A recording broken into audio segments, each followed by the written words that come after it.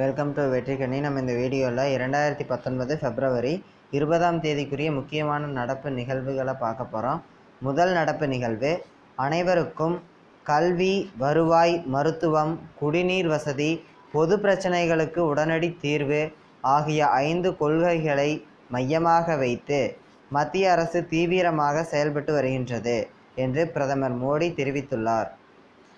அனைவருக்கும் கல்வி, வருவாய், மருத்துவம், குடிநீர் வசதி, பொது பிரச்சனைகளுக்கு உடனடி தீர்வு ஆகிய 5 கொள்கைகளை மையமாக வைத்து மத்திய அரசு தீவிரமாக செயல்பட்டு வருகின்றது என்று பிரதமர் மோடி தெரிவித்துள்ளார்.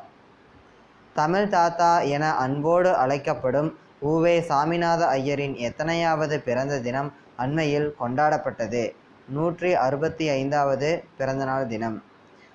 தமிழ் தாத்தா என அன்போடு அழைக்கப்படும் உவே சாமிநாத ஐயரின் எத்தனையாவது பிறந்த தினம் அண்மையில் கொண்டாடப்பட்டது. 165வது பிறந்த தினம். திருச்சி முதல் கோவை வரை ரூபாய் 3500 கோடியில் பசுமை வழி விரைவுச் சாலை அமைக்கப்பட உள்ளதாக தமிழக அரசின் சார்பில் தகவல் வெளியாகியுள்ளது. திருச்சி முதல் கோவை வரை ரூபாய் 3500 கோடியில் பசுமை வழி விரைவுச் சாலை அமைக்கப்பட உள்ளதாக தமிழக அரசின் சார்பில் தகவல் வெளியாகியுள்ளது. சுவிட்சர்லாந்து நாட்டைச் சேர்ந்த நிதி சேவை நிறுவனமான UPS நிறுவனம் வெளியிட்டுள்ள ஆய்வறிக்கையில் கூறப்பட்டுள்ளதாவது, விவசாயிகளுக்கு ஆண்டுதோறும் ரூபாய் 6000 உதவித்தொகை வழங்கும் திட்டம் பிரதமர் மோடிக்கு அதிக வாக்குகளை பெற்றுத்தரும் என்று கூறியுள்ளது. சுவிட்சர்லாந்து நாட்டைச் சேர்ந்த நிதி சேவை நிறுவனமான UPS நிறுவனம் வெளியிட்டுள்ள ஆய்வறிக்கையில் கூறப்பட்டுள்ளதாவது, விவசாயிகளுக்கு ஆண்டுதோறும் ரூபாய் 6000 உதவித்தொகை வழங்கும் திட்டம் பிரதமர் மோடிக்கு அதிக வாக்குகளை பெற்றுத்தரும் என்று கூறியுள்ளது. புல்வாமா தாக்குதலுக்கு காரணமான ஜெய்ஷ்-இ-முகமது அமைப்பின் தலைவர் யார்? மசூத் அசார். புல்வாமா தாக்குதலுக்கு காரணமான ஜெய்ஷ்-இ-முகமது அமைப்பின் தலைவர் யார்? மசூத் அசார். தமிழகம் உள்ளிட்ட 16 மாநிலங்கள் மற்றும் யூனியன் பிரதேசங்களில் பொதுமக்களின் அவசர உதவிக்கு 112 என்ற புதிய தொலைபேசி சேவை பிப்ரவரி 19, 2019 முதல் தொடங்கப்பட்டுள்ளது.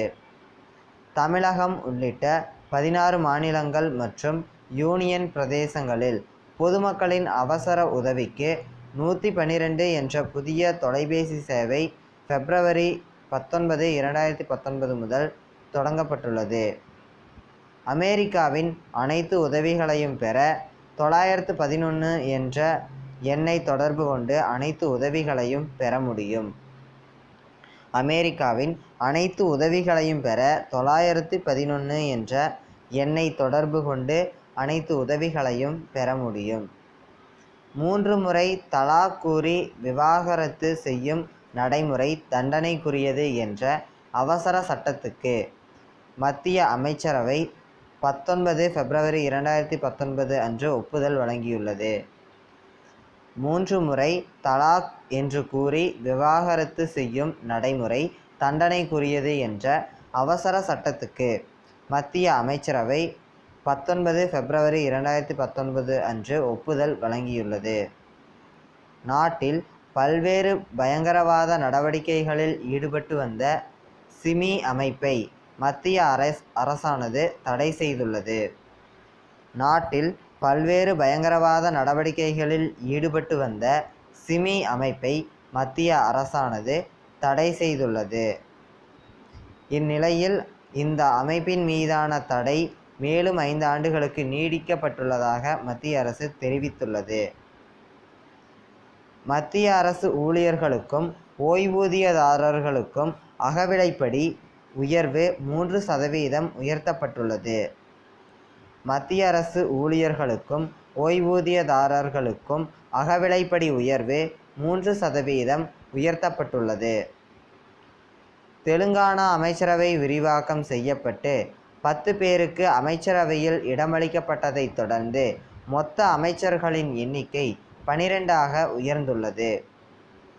தெலுங்கானா அமைச்சரவை விரிவாக்கம் செய்யப்பட்டு 10 பேருக்கு அமைச்சரவையில் இடமளிக்கப்பட்டதைத் தொடர்ந்து மொத்த அமைச்சர்களின் எண்ணிக்கை 12ஆக உயர்ந்துள்ளது. கேரளாவைச் சேர்ந்த வி. வசந்தகுமார் என்பவர் அண்மையில் புல்வாமா தாக்குதலில் பலியான RPF வீரராவார். இவரின் குடும்பத்திற்கு கேரள அரசின் சார்பில் ரூபாய் 25 லட்சம் நிதி வழங்குவதாக அறிவிக்கப்பட்டுள்ளது. கேரளாவைச் சேர்ந்த வி. வசந்தகுமார் என்பவர் அண்மையில் புல்வாமா தாக்குதலில் பலியான RPF வீரராவார். இவரின் குடும்பத்திற்கு கேரள அரசின் சார்பில் ரூபாய் 25 லட்சம் நிதி வழங்குவதாக அறிவிக்கப்பட்டுள்ளது.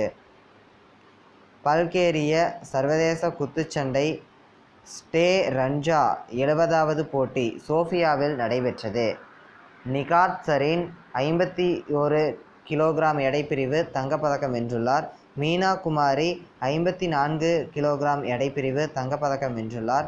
மஞ்சு ராணி 48 கிலோகிராம் எடைப்பிரிவு வெள்ளிப்பதக்கம் வென்றுள்ளார்.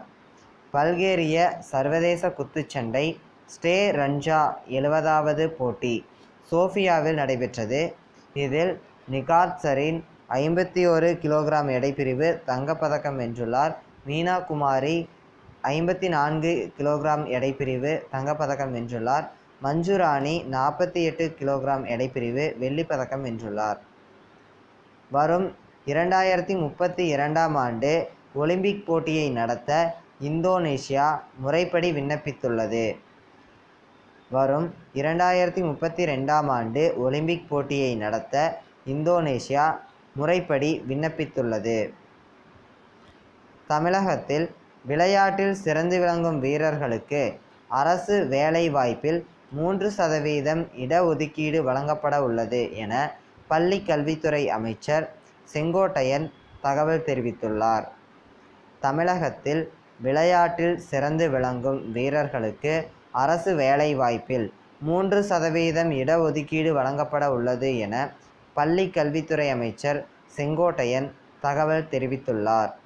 லாரன்ஸ் விளையாட்டு விருது விளையாட்டுத் துறையில் சிறப்பான சாதனை புரிந்தவர்களுக்கு ஆண்டுதோறும் லாரன்ஸ் விருதுகள் வழங்கப்படுகின்றன. லாரன்ஸ் விருதானது விளையாட்டுத் துறையின் ஆஸ்கார் விருது என்று அழைக்கப்படுகின்றது. சிறந்த விளையாட்டு வீரர் விருது ஜோகோவிச் செர்பியா நாட்டைச் சேர்ந்தவர் டென்னிஸ் பிளேயர். இது அவர் வெல்லும் 4வது விருதாகும். சிறந்த விளையாட்டு வீராங்கனை சைமன் ஃபைல்ஸ் அமெரிக்காவைச் சேர்ந்த ஜிம்னாஸ்டிக் வீராங்கனை. இது இவர் பெறும் 2வது விருதாகும். சிறந்த விளையாட்டு தொண்டு நிறுவனம் யுவா இந்தியாவைச் சேர்ந்தது. விதிவிலக்கு சாதனை விருது எய்ட் கிப்சோ கென்யா மாரத்தான் விளையாட்டு பிரிவு. ஆண்டின் எதிர்பாராத திருப்புமுனை விருது நவோமி ஒசாகா ஜப்பான் நாட்டைச் சேர்ந்தவர் டென்னிஸ் விளையாட்டு பிரிவு. மீண்டு வந்த வீரர் டைகர் வுட்ஸ் அமெரிக்கா நாட்டைச் சேர்ந்தவர் கோல்ஃப் பிளேயர். ஆண்டின் சிறந்த அணி பிரான்ஸ் கால்பந்து அணி ஃபிஃபா உலக சாம்பியன். சிறந்த செயல்திறன் மிக்க வீரர் சோகிம் அமெரிக்காவைச் சேர்ந்தவர் ஸ்னோபோர்டிங் விளையாட்டு பிரிவு. வாழ்நாள் சாதனையாளர் விருது ஆர்சென் வெங்கர் பிரான்ஸ் நாட்டைச் சேர்ந்தவர் கால்பந்து விளையாட்டு பிரிவு. சிறந்த மாற்றுத்திறனாளி வீரர் ஹென்ரைட்டா பார்ஸ்போவா ஸ்லோவோக்கியா நாட்டைச் சேர்ந்தவர் மலையேறும் வீராங்கனை. லாரன்ஸ் விளையாட்டு விருது விளையாட்டுத் துறையில் சிறப்பான சாதனை புரிந்தவர்களுக்கு ஆண்டுதோறும் லாரன்ஸ் விருதுகள் வழங்கப்படுகின்றன. லாரன்ஸ் விருதானது விளையாட்டுத் துறையின் ஆஸ்கார் விருது என்று அழைக்கப்படுகின்றது. சிறந்த விளையாட்டு வீரருக்கான விருது ஜோகோவிச் வென்றுள்ளார். செர்பியா நாட்டைச் சேர்ந்தவர் டென்னிஸ் விளையாட்டு பிரிவில். இது அவர் வெல்லும் 4வது விருதாகும். சிறந்த விளையாட்டு வீராங்கனை சைமன் ஃபைல்ஸ் அமெரிக்காவைச் சேர்ந்த ஜிம்னாஸ்டிக் வீராங்கனை. இது இவர் பெறும் 2வது விருதாகும். சிறந்த விளையாட்டு தொண்டு நிறுவனம் யுவா இந்தியாவைச் சேர்ந்தது. விதிவிலக்கு சாதனை விருது எய்ட் கிப்சோ இவங்க கென்யா நாட்டைச் சேர்ந்தவர் மாரத்தான் விளையாட்டு பிரிவு. ஆண்டின் எதிர்பாராத திருப்புமுனை நவோமி ஒசாகா ஜப்பான் நாட்டைச் சேர்ந்தவர், டென்னிஸ் விளையாட்டு பிரிவு. மீண்டு வந்த வீரர் டைகர் வுட்ஸ் அமெரிக்கா நாட்டைச் சேர்ந்தவர், கோல்ஃப் விளையாட்டு பிரிவு. ஆண்டின் சிறந்த அணி பிரான்ஸ் கால்பந்து அணி, ஃபிஃபா உலக சாம்பியன். சிறந்த செயல்திறன்மிக்க வீரர் சோகிம் அமெரிக்கா நாட்டைச் சேர்ந்தவர், ஸ்னோபோர்டிங் விளையாட்டு பிரிவு. வாழ்நாள் சாதனையாளர் விருது ஆர்சென் வெங்கர் பிரான்ஸ் நாட்டைச் சேர்ந்தவர், கால்பந்து விளையாட்டு பிரிவு. சிறந்த மாற்றுத்திறனாளி வீரர் ஹென்ரிட்டா பார்ஸ்கோவா ஸ்லோவோக்கியா நாட்டைச் சேர்ந்தவர், மலையேறும் வீராங்கனை. வங்கதேசத்தில் 20,000 ஆபாச இணையதளங்களை அந்நாட்டு அரசு முடக்கியுள்ளது. வங்கதேசத்தில் 20,000 ஆபாச இணையதளங்களை அந்நாட்டு அரசு முடக்கியுள்ளது. ஸ்டார்ட் அப் நிறுவனங்களுக்கான வரிச்சலுகை வரம்பை மத்திய அரசு தளர்த்தியுள்ளது. அத்துடன் முதலீட்டு வரம்பை ரூபாய் 25 கோடியாக நிர்ணயித்துள்ளது. ஸ்டார்ட் அப் நிறுவனங்களுக்கான வரிச்சலுகை வரம்பை மத்திய அரசு தளர்த்தியுள்ளது. அத்துடன் முதலீட்டு வரம்பை ரூபாய் 25 கோடியாக நிர்ணயித்துள்ளது. சென்னை துறைமுகம் ஒரே நாளில் 88,000 டன் கச்சா எண்ணெயை கையாண்டு சாதனை படைத்துள்ளது. சென்னை துறைமுகம் ஒரே நாளில் 88,000 டன் கச்சா எண்ணெயை கையாண்டு சாதனை படைத்துள்ளது. ஆர்பிஐயானது வங்கிகளின் சிஇஓக்களுக்கு வழங்கப்பட்ட போனஸ் மற்றும் பங்குகளை திரும்பப் பெற புதிய விதிமுறைகளை வகுக்க காரணம் என்ன? வங்கிகளின் நிதிநிலை மோசமாக உள்ளதால். ஆர்பிஐயானது வங்கிகளின் சிஇஓக்களுக்கு வழங்கப்பட்ட போனஸ் மற்றும் பங்குகளை திரும்பப் பெற புதிய விதிமுறைகளை வகுக்க காரணம் என்ன? வங்கிகளின் நிதிநிலை மோசமாக உள்ளதால். இது போன்ற நடப்பு நிகழ்வுகளை தெரிந்து கொள்ள வெற்றிக்கனி யூடியூப் சேனலை பார்க்கவும். மேலும் கூடுதல் நடப்பு நிகழ்வுகள் PDF வடிவில் தங்களுக்கு வேண்டுமெனில் வெற்றிக்கனி வாட்ஸ்அப் ஜாயினிங் நம்பரில் இணையவும். நன்றி, வணக்கம்.